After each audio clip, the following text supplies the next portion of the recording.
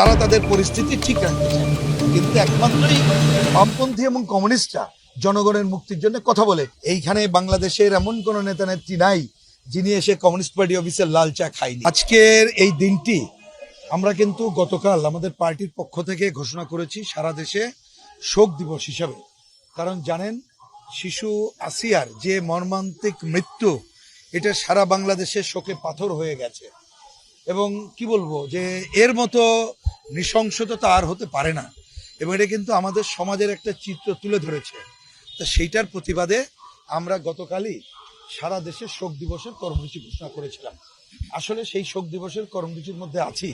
আপনারা দেখতে পাচ্ছেন, আজ সকালে আমাদের কমরেডরা পার্টির কার্যালয়ে সমবেত হয়েছে এবং কেন্দ্রীয় কার্যালয়ে কালো পতাকা উঠছে, এবং ইতিমধ্যে সারা দেশেই কালো পতাকা উত্তোলিত হয়েছে, এবং বিকালে আমাদের শোক মিছিল হবে।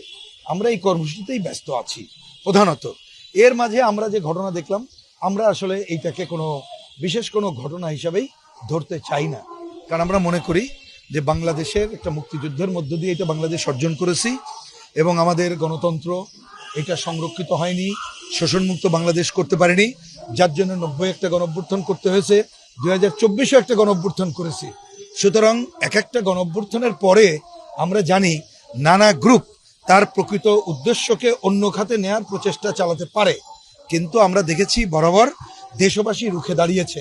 আর নীতিনিষ্ঠ দল হিসাবে বাংলাদেশের কমিউনিস্ট পার্টি নিজের কাছ থেকেই প্রাধান্য দিচ্ছে এই গণতন্ত্রের সংগ্রাম যাতে অব্যাহত থাকে, সেটাই করার পথে আমরা আছি। এবং আজকে আমাদের যে বিশেষ দিন, যার কোনো আসিয়ার ঘটনা যাতে বাংলাদেশে না ঘটে, আর কোনো ধর্ষণের ঘটনা যাতে না ঘটে, আর কোনো আমাদের এ ধরনের বোনের উপরে অত্যাচার হয়েছে বা কন্যা সমতুল্য কারোর উপরে অত্যাচার হয়েছে, এটা নিয়ে যাতে মাঠে না নামতে হয়, সেইটা আমরা করব, এবং গণতন্ত্রের অগ্রযাত্রা যাতে অব্যাহত থাকে সেই কাজটি করব। সুতরাং অন্য কে কি করলো না করলো এটা আমাদের দেখার ব্যাপার না। আমরা মনে করি, আপনারাই জানিয়েছেন, আমিও দেখতে পাচ্ছি এখানে প্রশাসনের আইন শৃঙ্খলা বাহিনীর ব্যাপক উপস্থিতি।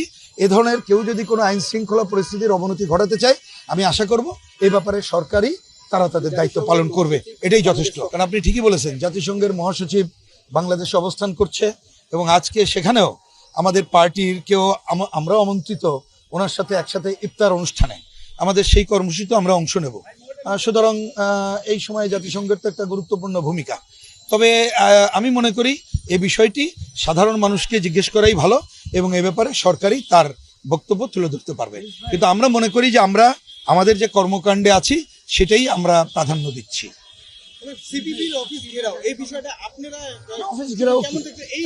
এরকমের প্রথম কথা বলি যে এটা জানেন আপনারা, আমি ঠিক জানি না জানেন কিনা জানি না, যে একসময় এটা তো আমাদের একটা হলুদ বিল্ডিং ছিল। তখন এই যে আমরা এরশাদ বিরোধী আন্দোলন থেকে শুরু করে মুক্তিযুদ্ধের পরে যত আন্দোলন করেছি, এইটা ছিল কিন্তু তার কেন্দ্রীয় অফিস। এইখানে বাংলাদেশের এমন কোনো নেতা নেত্রী নাই যিনি এসে কমিউনিস্ট পার্টি অফিসের লাল চা খায়নি। সেই ঐতিহাসিক ভবনকে আমরা এখন একটু বড় করে নাম দিয়েছি মুক্তি ভবন। এই মুক্তি ভবন কিন্তু উগ্রপন্থীদের আক্রমণের শিকার এরপরেও হয়েছে। তা আমরা জানি, যারা বাংলাদেশে গণতন্ত্রকে চায় না, গণতন্ত্র নিরাপদ করতে চায় না, যারা মুক্তিযুদ্ধ বিরোধী শক্তি, যারা এমনকি 24-এর গণঅভ্যুত্থানকে প্রশ্নবিদ্ধ করতে চায়, তারা এই ধরনের কোনো ধরনের কি বলবো যে বিরুদ্ধচারণের প্রচেষ্টা নিতে পারে, কিন্তু সেইটাকে আমি গুরুত্ব দিতে চাই না। আমি মোটেই আমলে নিতে চাই না, এই জন্যে কারণ এটা মনে করি মুক্তি ভবন, এই নামটা কিন্তু আমরা সিপিবি ভবন বলিনি, এটা হচ্ছে মুক্তি ভবন, এটা হচ্ছে মানুষের মুক্তির ঠিকানা। সুতরাং এটা বাংলাদেশের মানুষেরই সম্পদ, এবং বিশেষ করে গরিব মেহনতি মানুষের সম্পদ, এটা তারাই যথেষ্ট এই ভবন রক্ষার জন্য। প্রথম কথা, যারা ইতিহাস জানে না তারা কি বললো না বললো এইটাকে আমি গুরুত্ব দিতে চাই না। তবে একটু অনুরোধ করব, কেউ যদি ইতিহাস নিয়ে চর্চা করে তাদেরকে ইতিহাসে ফিরে তাকাতে হবে, নিজেদেরকে পড়ে দেখতে হবে। এটি হচ্ছে এ ব্যাপারে আমাদের কথা। কিন্তু পরে যেটা বললেন, এই ভাই যেটা বললেন, এটা একটি গুরুত্বপূর্ণ আমি মনে করি। সেটা হচ্ছে, এটা মনে রাখবেন, একটা গণঅভ্যুত্থান হলে গণঅভ্যুত্থানে নানা শক্তি সমাবেশ ঘটে। এর মধ্যে যেমন আমরা দেখতে পাচ্ছি যে এখানে একটা উগ্র শক্তি সমাবেশও ঘটে গেছে গণঅভ্যুত্থানের শেষ দিকে এসে। তারা নানা সময় নানা ধরনের উগ্র কর্মকাণ্ড করার চেষ্টা করছে। তা তারা মনে করতেই পারে যে যারা শোষণমুক্ত সমাজতন্ত্র গঠনের স্বপ্ন দেখে, তারাই হচ্ছে তাদের প্রধান শত্রু। কারণ আমি একটা ছোট্ট উদাহরণ দিই। দেখেন, এই সরকার আসার পরে আমরা আশা করেছিলাম তাদের প্রথম কাজ হবে মানুষকে স্বস্তি দেওয়া। তা স্বস্তি দিতে গেলে তো জিনিসপত্রের দাম নিয়ন্ত্রণ করতে হবে, সেটা নিয়ন্ত্রণ করতে গেলে বাজার সিন্ডিকেট ভাঙতে হবে, এবং সেইটা করার জন্য দরকার হচ্ছে পুরো ব্যবস্থা পরিবর্তন।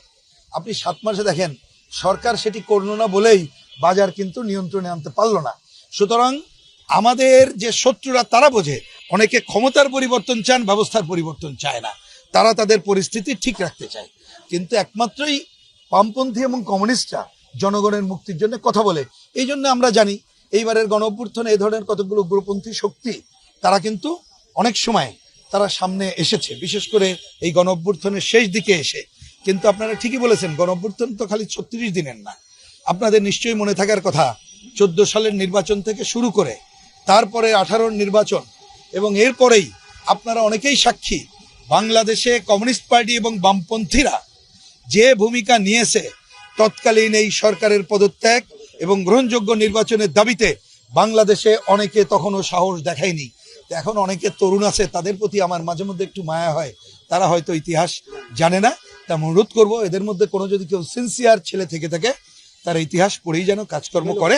এবং এই কমিউনিস্ট পার্টি, এটা মুক্তি ভবন, এটা সকলের ভবন। আমি আশা করব আপনারা সবাই মিলেই এই ভবনের উপরে যদি কোনো আঘাত আসে, আপনারাও সাংবাদিক বন্ধুরা রুখে দাঁড়াবেন, সেটা আমাদের